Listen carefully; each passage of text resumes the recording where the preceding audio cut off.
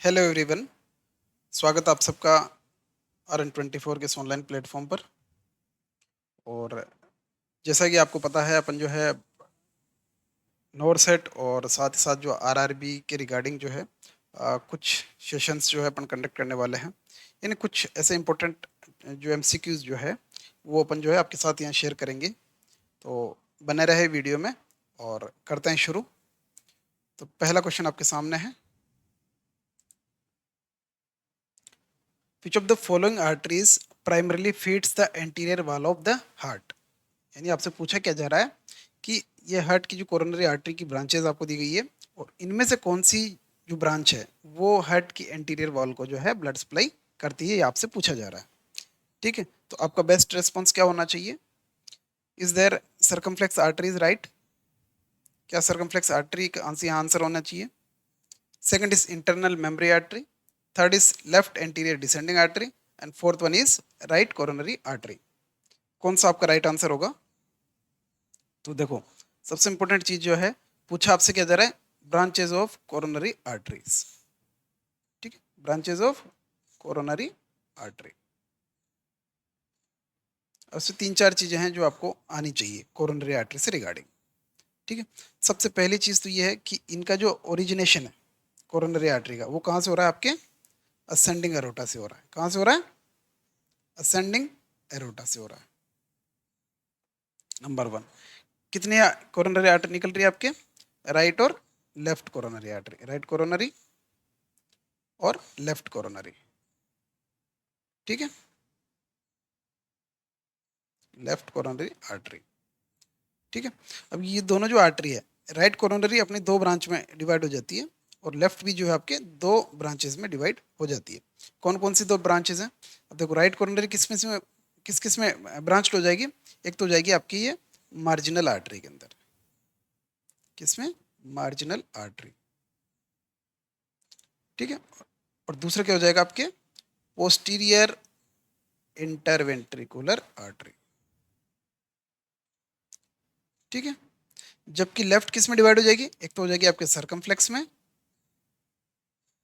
Circumflex artery, और दूसरी हो जाएगी आपके लेफ्ट एंटीरियर डिसेंडिंग आर्टरी कह सकते हो, या फिर एंटीरियर इंटरवेंट्रिकुलर आर्टरी आप इसको कह सकते हो।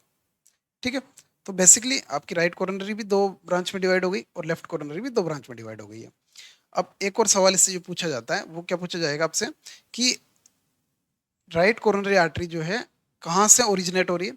दोनों की दोनों कहाँ से हो रही है? असेंडिंग अरोटा से हो रही है। बट अब करना क्या है कि असेंडिंग अरोटा से भी एंटीरियरली जो पोर्शन है, यानी आपके जो जब आप सामने खड़े रहेंगे तो एंटीरियरली जो आर्टरी निकल रही है कोरोनरी आर्टरी, उसका नाम है राइट कोरोनरी आर्टरी। यानी आपसे अगर पूछा जाए कि राइट कोरोनरी आर्टरी जो है असेंडिंग अरोटा के कौन से पोर्शन से ओरिजिनेट होती है, तो आपको क्या बताना है? एंटीरियर पोर्शन से।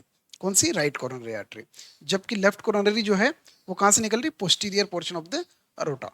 ठीक है, यानी वहां पे साइनस बने होते हैं, उस साइनस से वो निकलती है। क्लियर? तो यहाँ पे आपको बेस्ट रेस्पॉन्स क्या हो जाएगा? अब चलो, एक चीज तो ये हो गई आपके सामने क्लियर। दूसरा और आपको जो समझने वाली चीज है इसके अंदर वो ये है कि ये जो आपकी कोरोनरी आर्टरीज यहाँ से निकल के आ रही है, ये आपकी असेंडिंग अरोटा है, और यहाँ से ये आपकी राइट कोरोनरी निकल गई, और ये आपके लेफ्ट कोरोनरी यहाँ से पोस्टीरियरली ये निकल कर आ रही है। ठीक है, तो ये जैसे जैसे नीचे बढ़ेगी, यहाँ से ये मार्जिनल आर्टरी की ब्रांच हो जाएगी यहाँ से, और ये जो है आपके पोस्टीरियर इंटरवेंट्रिकुलर आर्टरी हो जाएगी। जैसे ये नीचे जाएगी आपके हार्ट की, और यहाँ से ये इन्वर्ट होकर पोस्ट मतलब इंफीरियर सरफेस पे भी ये ब्लड सप्लाई करेगी। अब ये जैसा अपन डायग्राम बना रहे हैं ना, सेम ऐसा ही वहाँ पे नहीं होता, क्योंकि यहाँ पे जो मेन जो लाइन होती है, जो मेन जो आर्टरी होती है, वो भी क्या है, छोटे छोटे स्मॉल ब्रांचेस के अंदर डिवाइडेड होता है। बट अपन हर छोटी छोटी ब्रांच होती है नहीं बना सकते, जो मेजर ब्रांचेज है उनकी अपन बात करेंगे। तो ये जो आर्टरी है वो आपकी कौन सी हो गई? राइट कोरोनरी आर्टरी हो गई। ठीक है, राइट कोरोनरी आर्टरी हो गई। ये आपके मार्जिनल आर्टरी हो गई, और ये आपके पोस्टीरियर इंटरवेंट्रिकुलर आर्टरी हो जाएगी। ठीक है, जबकि राइट में क्या मतलब लेफ्ट में क्या होगा? ये आपकी लेफ्ट कोरोनरी है, या लेफ्ट मेन कोरोनरी आर्टरी कह सकते हो,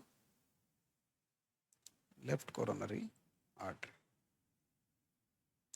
ठीक है, अब यहाँ पे क्या हो रहा है देखो, ये जो आपकी कोरोनरी आर्टरी है ये यहाँ से जाते हैं, यहाँ से जो है एक सरकमफ्लेक्स आर्टरी इस तरीके से यहाँ से ओरिजिनेट होती है, और वो जो है आपके ये किस में कन्वर्ट हो जाएगी? ये आगे तो आपकी लेफ्ट एंटीरियर डिसेंडिंग आर्टरी हो जाएगी, वो हो जाएगी आपकी सर्कमफ्लेक्स आर्टरी, और ये जो है आपके हार्ट के एंटीरियर साइड में जो है ब्लड सप्लाई अपनी करती रहेगी। ठीक है, तो this is the marginal artery, sorry circumflex artery. कौन सी आर्टरी है? Circumflex artery. ठीक है, अब देखो तीन चार चीज जो मैं आपसे पूछ रहा हूँ। Question number 1, from where to originate, वो आपको पता लग गया। फ्रॉम वेयर टू ओरिजिनेट, कहाँ से ये ओरिजिन हो रहा है इनका, तो कहाँ से हो रहा है? असेंडिंग, मतलब सॉरी किससे हो रही है? असेंडिंग अरोटा से हो रही है। राइट जो है वो एंटीरियर से हो रही है, ये ध्यान रखना है आपको। कहाँ से हो रही है? एंटीरियर। और जबकि जो लेफ्ट है ये कहाँ से ओरिजिनेट हो रही है? पोस्टीरियर से। किसके पोस्टीरियर से? किसके पोस्टीरियर से हो रही है? ये हो रही है आपके असेंडिंग अरोटा के पोस्टीरियर पोर्शन से। ठीक है, ये दो ब्रांच में, मतलब दो आगे जाके दो हिस्सों में ब्रांच हो गई, एक आपके सर्कमफ्लेक्स आर्टरी में और दूसरी आपके लेफ्ट एंटीरियर डिसेंडिंग आर्टरी में, एलएडी में। ठीक है, ये आपके एंटीरियर इंटरवेंट्रिकुलर आर्टरी हो जाएगी। ठीक है, तो एक चीज तो ये क्लियर हो जाती है, फ्रॉम वेयर टू ओरिजिनेट। दूसरा, कौन सी आर्टरी या कोरोनरी आर्टरी की कौन सी ब्रांच जो है हार्ट के किस एरिया को ब्लड सप्लाई करती है, तो कह सकते हो नेम ऑफ, दूसरा क्वेश्चन आपके क्या क्लियर हो जाएगा? Name of branch of coronary artery,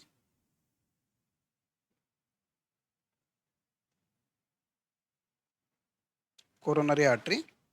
ठीक है, और वेयर टू सप्लाई, ये कहाँ कहाँ पे ब्लड सप्लाई करती है? Where to supply. तो इस क्वेश्चन का आंसर क्या होगा आपके? देखो, राइट कोरोनरी जो आर्टरी है आपके हार्ट के, एक सेकंड कलर चेंज कर लेते हैं, आपके हार्ट के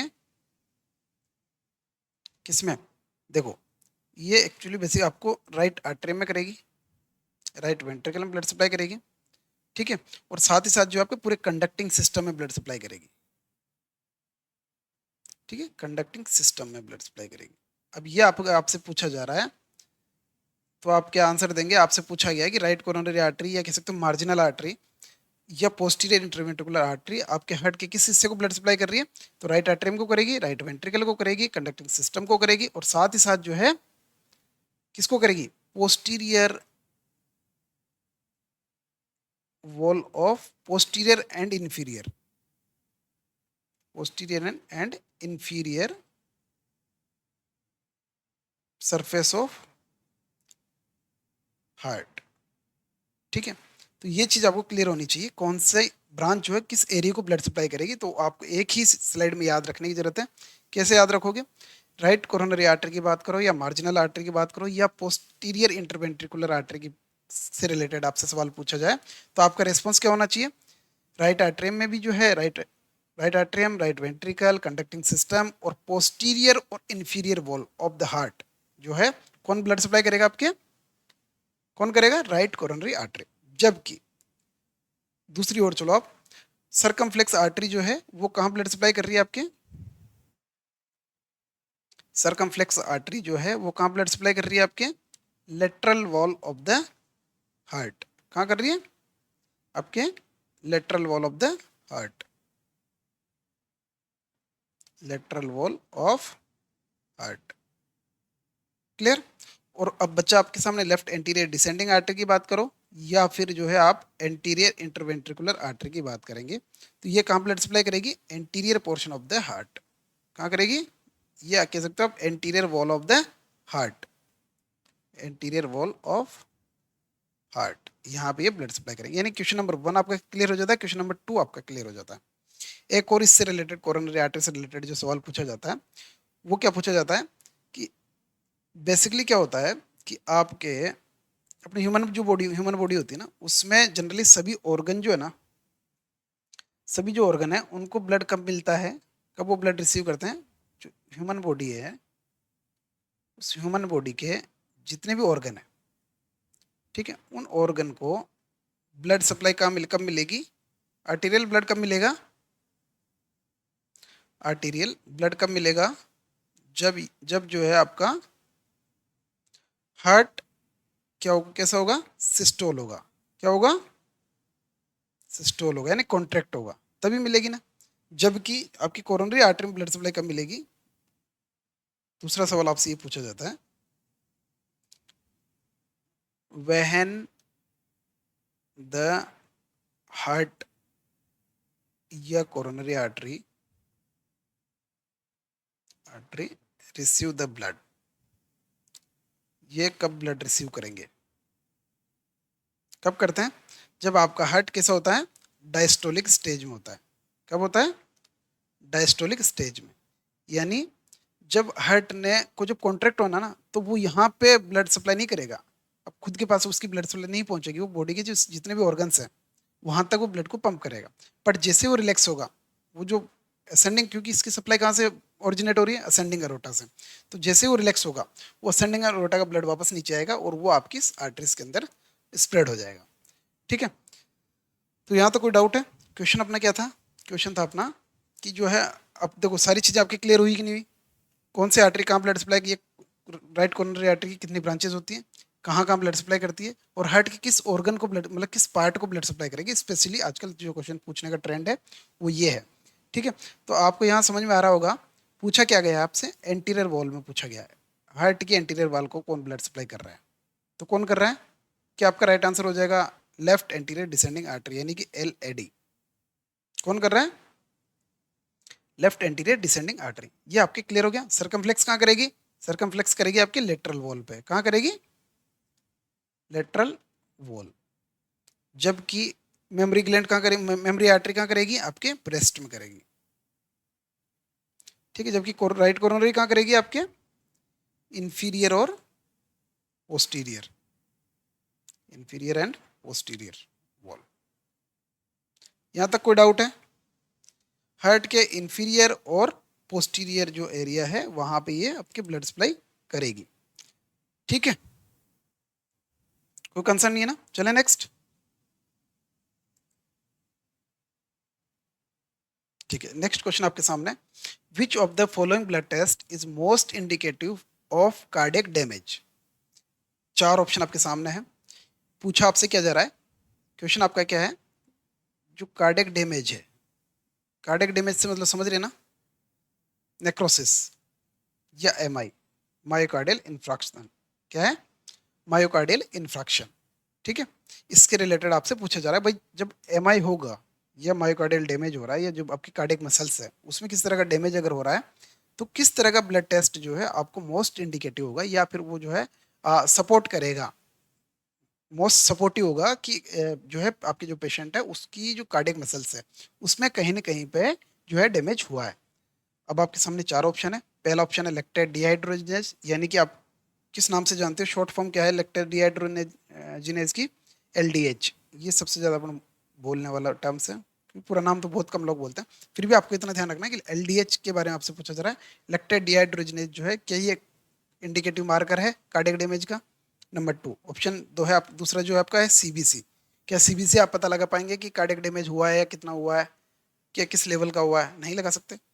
ट्रोपोनिन आई, क्या ट्रोपोनिन आई से आप पता लगा सकते हैं कि क्लाइंट को जो है कार्डियक डैमेज हुआ है?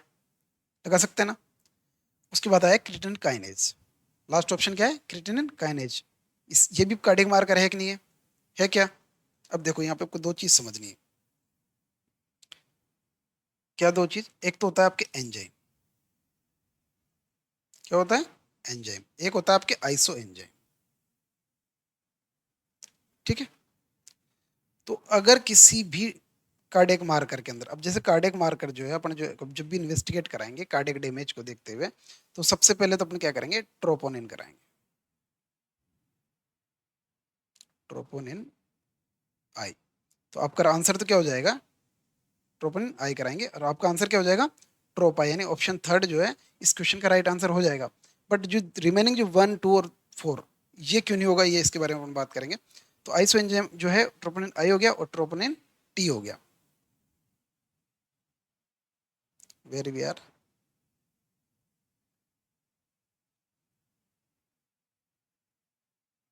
ट्रोपोनिन आई और ट्रोपोनिन टी। ठीक है, ये दोनों जो है कार्डियक मार्कर है। लेकिन ये क्या है? आइसो एंजाइम, ये ध्यान रखना है। ये क्या है? आइसो एंजाइम है। जबकि अब अगर बात करें अपन LDH की, इसमें एक ऑप्शन LDH भी दिया गया। तो क्या LDH जो है वो कार्डियक मार्कर है क्या? अब LDH तो कार्डियक मार्कर नहीं है, क्योंकि LDH क्या है? एक एंजाइम है।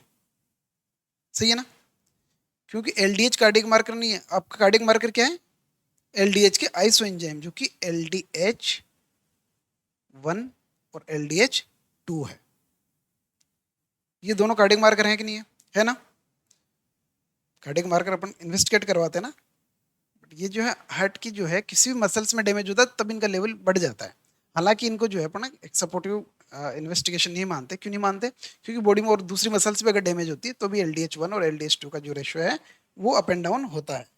ठीक है, बट मार्कर तो है। तो LDH1 और LDH2 जो है वो मार्कर हैं, बट LDH इसका मार्कर नहीं है, बिकॉज जो मार्कर है वो क्या है, आइसो एंजाइम मार्कर है, LDH1 और LDH2, नॉट LDH।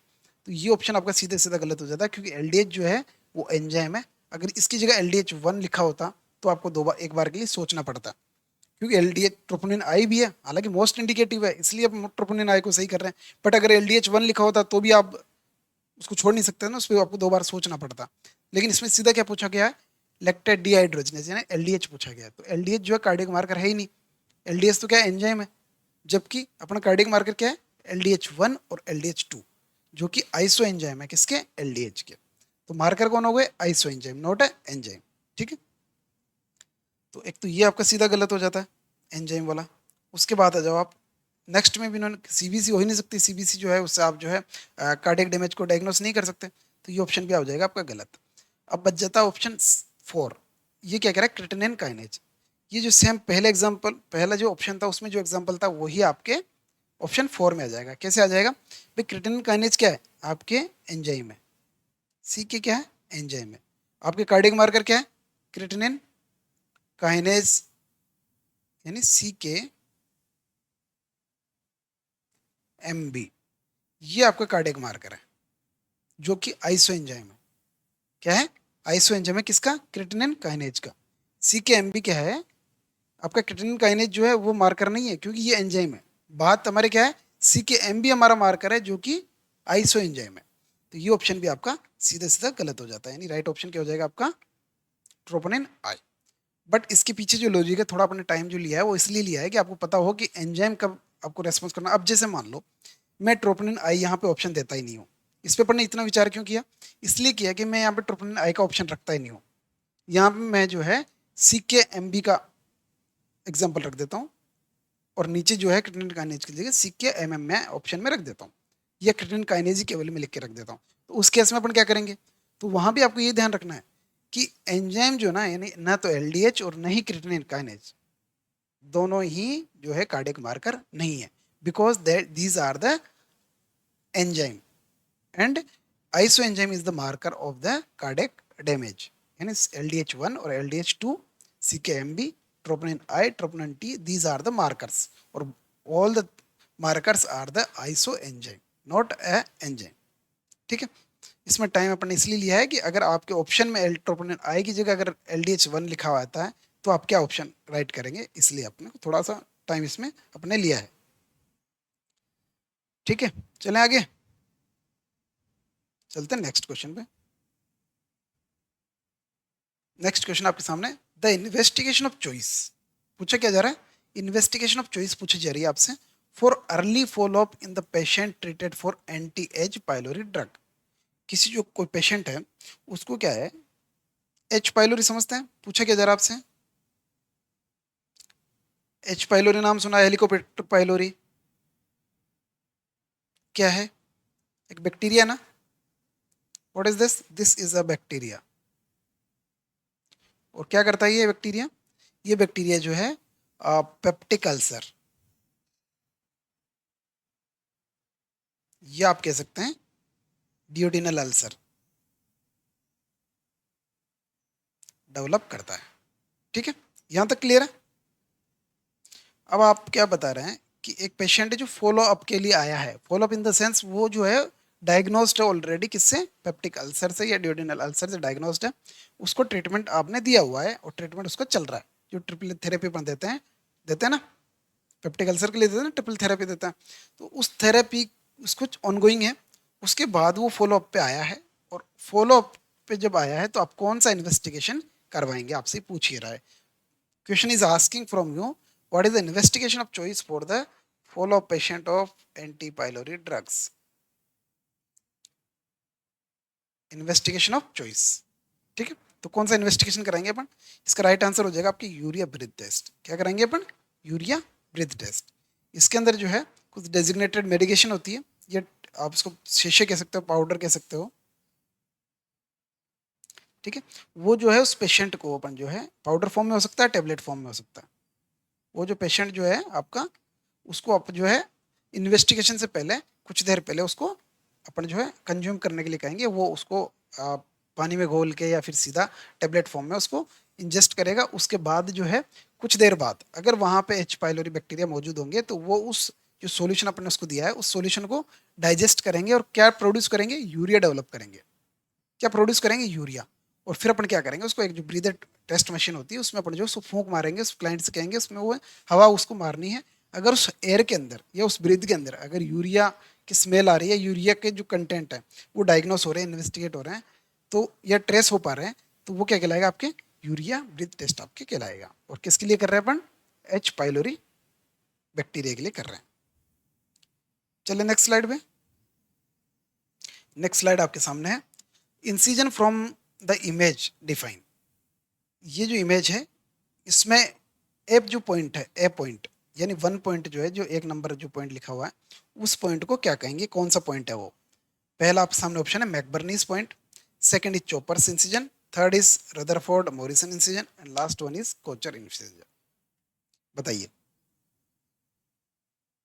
अब देखो आपको समझना क्या है इस फिगर में। ये है आपके अम्बलाइकस।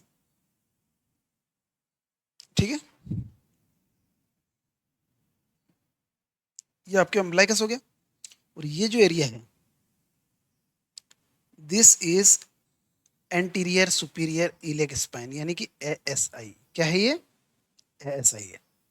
ठीक है, तो जब भी अपन जो है अपेंडिक्स इंसिजन अपन जब लगाते हैं अपेंडिसाइटिस के लिए या ओपन अपेंडिक्स जब भी किया जाता है तो उसके लिए जो इंसिजन लगाया जाता है तो उस समय आपको जो है एएसआई से और अम्बलाइकस के बीच में एक ऐसी स्ट्रेट लाइन ड्रॉ करनी होती है। ठीक है, उस स्ट्रेट लाइन में वन थर्ड यानी ये जो हिस्सा है ये टू थर्ड है, from umbilicus to one two third और from ASI to one third. जो पॉइंट डेवलप होगा या जो पॉइंट आपको मीट होगा वो पॉइंट ही क्या है? आपके मैकबर्नीज पॉइंट है। यानी ये जो पॉइंट है ये आपके किसका पॉइंट है? This is the site of appendix. ठीक है, तो ये क्लियर है। ध्यान क्या रखना आपको, मैकबर्नीज पॉइंट कैसे डिसाइड करते हैं? एंटीरियर सुपीरियर इलियक स्पाइन से लेकर आपकी जो अम्बलाइकस है उन दोनों के बीच में एक फिक्टिशियस या एक इमेजिनरी लाइन अपन डेवलप करते हैं। और वो लाइन क्या कहलाएगी? आपके वो लाइन क्रिएट होगी कहाँ कहाँ से? एंटीरियर सुपीरियर इलियक स्पाइन यानी एएसआई से लेकर अम्बलाइकस के बीच में। ठीक है, अब वो लाइन क्रिएट हो गई, उस लाइन में भी आपको क्या ध्यान रखना है? अम्बलाइकस से टू थर्ड और एएसआई से वन थर्ड। जैसे आप पहुंचेंगे उस जगह पे जो पॉइंट पे जिस पॉइंट पे आप मीट करेंगे मिलेंगे वही पॉइंट आपका क्या कहलाएगा? मैकबर्नीज पॉइंट कहलाएगा। और this is the location of appendix. किसकी लोकेशन है वो? आपके अपेंडिक्स की लोकेशन है। ये तीनों इंसिजन जो है वो आपके किससे डायरेक्टली डील नहीं करते, एटलीस्ट इस एरिया से तो डील नहीं करते। क्लियर? समझ में आया क्या? चले नेक्स्ट स्लाइड पे। बताओ जी। पूछा गया आपसे कि एक ऐसा पॉलीपेप्टाइड हार्मोन की बात कर रहे हैं अपन जो प्रोड्यूस हो रहा है by the parafollicular C cells of thyroid gland. अब आपको इतना पता होना चाहिए थायराइड ग्लैंड में कौन कौन सी सेल्स होती है। ठीक है, बात कर रहे हैं किसकी? थायराइड ग्लैंड की। थायराइड ग्लैंड कौन कौन से हार्मोन सीक्रेट करती है? T3, T4 और कैल्सिटोनिन। यही करती है ना? ठीक है, T3 का नाम क्या है? Triiodothyronine, this is the T3। Thyroxine is the T4। Calcitonin है अफसर यहाँ पे। अब देखो कैल्सिटोनिन ये तो जो है ना फोलिकुलर सेल से जो है अपना हार्मोन रिलीज करते हैं। T3 T4 जो है फोलिकुलर सेल्स करती है, जबकि पेराफोलिकुलर सेल्स जो होती है जिसे अपन कह रहे हैं सी सेल्स, वो जो है आपकी कैल्सिटोनिन सीक्रेट करती है। क्या करती है? कैल्सिटोनिन सीक्रेट करती है। यानी राइट आंसर क्या हो जाएगा आपका? Right answer is a. ठीक है, ये फोलिकुलर, ये फोलिकुलर पेराथायरोन जो है वो आपको पेराथायरॉयड ग्लैंड सीक्रेट करती है। कौन करती है? पेराथायरॉयड ग्लैंड। अब साथ ही साथ थोड़ा सा इसको ब्रीफ कर लेते हैं। देखो कैल्सिटोनिन क्या काम करेगा? कैल्सिटोनिन और पैराथायरॉयड जो हार्मोन है, पैराथार्मोन जो है, ये नहीं कह सकते, ये वाला जो हार्मोन है, इन दोनों में कुछ बेसिक डिफरेंस है। क्या डिफरेंस है? क्योंकि ये पैराथायरॉयड ग्लैंड सीक्रेट कर रही है और ये थायराइड ग्लैंड सीक्रेट कर रही है, बट दोनों के काम एक दूसरे से अपोजिट है। वो कैसे है? ये तो क्या करेगा, देखो ये मान के चलना, ये है आपका ब्लड। भाई कैल्शियम को दो ही चीज डील करेगी, ब्लड और बोन। ठीक है, जब भी आप पढ़ेंगे तो या तो हाइपोकैल्सीमिया पढ़ेंगे, हाइपरकैल्सीमिया पढ़ सकते हैं। ब्लड के अंदर जो है, मतलब बोन के अंदर अगर कैल्शियम कम हुआ तो क्या हो जाएगा? ऑस्टियोपोरोसिस हो जाता है। तो अब आपको क्या चीज समझनी है, कैल्सिटोनिन क्या करता है, क्या करेगा? बोन को टोन करता है। क्या करता है? बोन को टोन करता है, यानी बोन को मजबूत बनाता है। और मजबूत कब बनेगी? जब ये क्या करेगा, ब्लड से कैल्शियम को क्या करेगा, ब्लड से कैल्शियम को निकाल कर कहाँ ड्रेन कर रहा है, मतलब कहाँ डाल रहा है? आपके बोन में। कौन? कैल्सिटोनिन। जबकि पैराथॉर्मोन क्या करेगा, पैराथॉर्मोन का काम क्या है? ये जो है, इसका काम क्या है? ये बोन से कैल्शियम को ब्लड के अंदर ड्रॉ करता है या ड्रेन करेगा। तो दोनों के अपोजिट काम हुए कि नहीं हुए? बोन के अंदर कैल्शियम की स्ट्रेंथ को मेंटेन करना किसकी जिम्मेदारी हो गई? कैल्सिटोनिन की। जबकि ब्लड के अंदर कैल्शियम को कौन मेंटेन कर रहा है? आपका पैराथायराइड हार्मोन।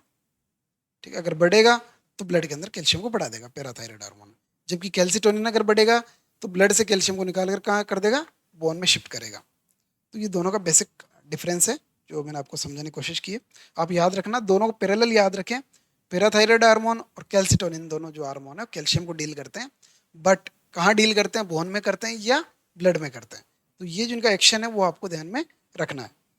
ठीक है, तो आज के सेशन में इतना ही, मिलते हैं नेक्स्ट सेशन में, और तब तक के लिए थैंक यू,